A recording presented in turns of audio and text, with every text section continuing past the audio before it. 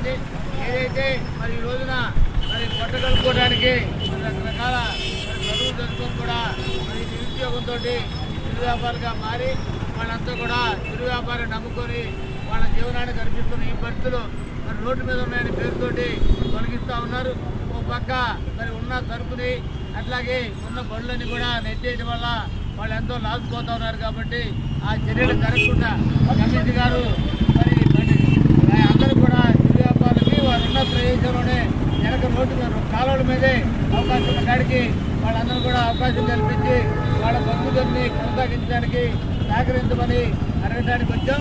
వారు కూడా మంచిగానే వారి ఆలోచనని మరి ఇంకా చిరు వ్యాపారుల పక్షాన ఉంటుందని కూడా ఆశిస్తూ ఉన్నాం. లేని పక్షంలో మరి ఏదైతే మరి కమిటీ గారి చర్యలు ఉంటాయో దాన్ని బట్టి ఆందోళన కార్యక్రమం కూడా ఉండదని చిరు వ్యాపారంతో కూడా మరి ఆందోళన కూడా సిద్ధమయ్యే పరిస్థితి కనపడుతూ ఉంది. వాస్తవంగా నగరంలో ఇప్పటికే మరి జల్లాస్పల్లి చుట్టూ కూడా మరి ఎలిక చనిపోయిందని పేరుతోటి తొలగించారు. ఇప్పటికీ అక్కడున్న శాశ్వతమైన ఏవి కూడా లేనప్పటికీ చిరు వ్యాపారులు చిన్న పనులు పెట్టుకొని వ్యాపారం చేసుకుంటూ ఉన్నారు.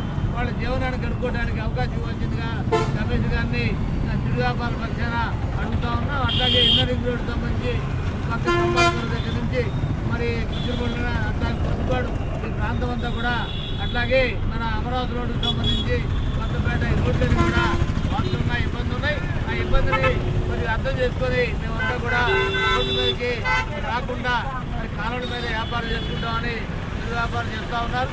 దాన్ని